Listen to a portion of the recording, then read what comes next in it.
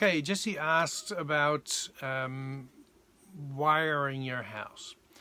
So, yeah, most people are used to using Wi-Fi technology, and it's all very convenient, and we can, hook into devices without having wires running around. And it is convenient. There's no way around that. So we've got to go back to wired, and that's not a big deal. We mastered wires a long time ago.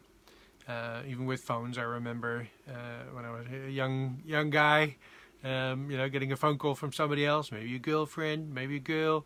Phone call would come in downstairs, and Mum would pick up, and you'd scream from downstairs that, I'll take it up here, Mum, right? And then you'd pick up the receiver, and you'd listen that they put the phone down, that they'd hung up, so nobody was listening in on your phone call.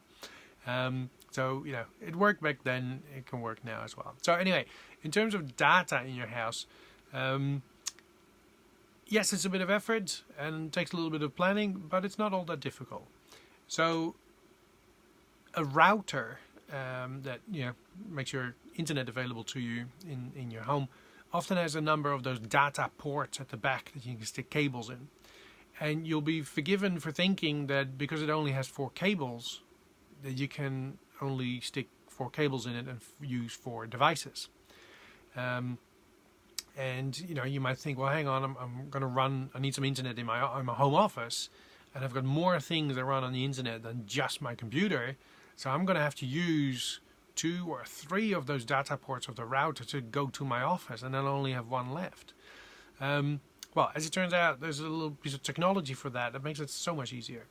So basically, you can have a lot more wireless data cables than you imagine because of a little device called a switch. Simple word.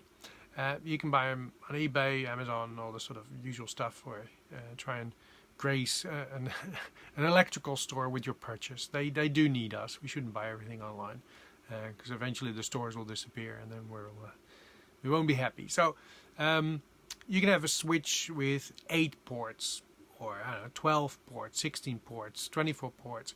And it basically means that you feed it 1 cable that is connected to your router, and that means you can connect 7, 11, 23 other cables that are now also data cables.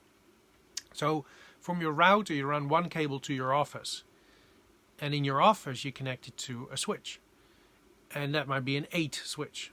And so you can then run 1 cable from that switch to your computer, your second computer, your third computer, your printer, whatever else you've got ready to be hooked up there. So you can use a lot more cables than you might think with your normal router.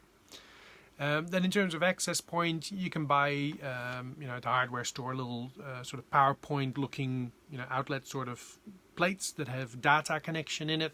So you can run cables perhaps through your roof space, or maybe under the floor, however your house is constructed, and run cables from your router to the other part of the house.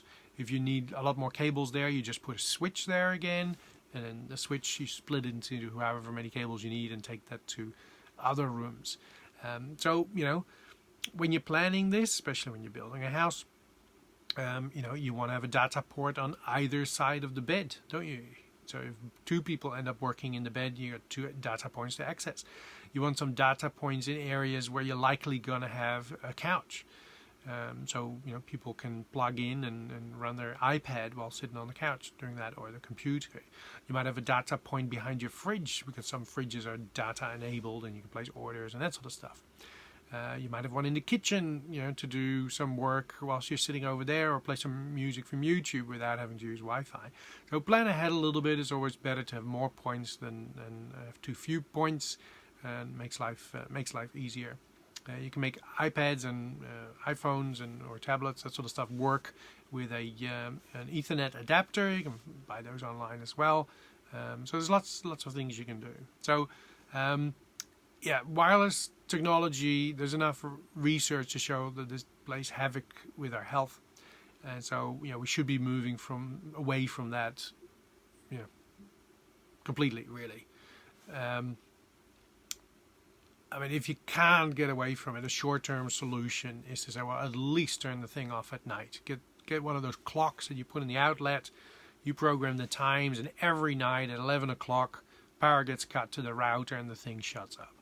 And at 7 o'clock in the morning, power is restored and it just reboots like it should do all the time when there's a power outage. It should be able to deal with that. And so that way, at least without you thinking about it, there's a quiet time, when you're sleeping. You might, if you have youngsters, you might even consider setting that time a little early. I'm surprised pleasantly by the amount of homes when I do assessments that tell me that they're already doing that.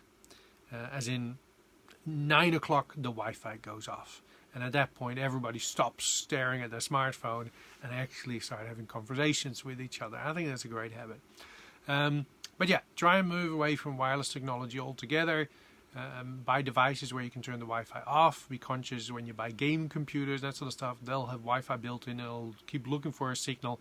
Even if you don't have a Wi-Fi router, it'll just keep blaring around. So you've got to be careful with that sort of things. All right, cool. Well, I hope this gives you some ideas. And yeah, when you do some work with it, I'd love you to leave a comment and tell us about your project and how it's working for you.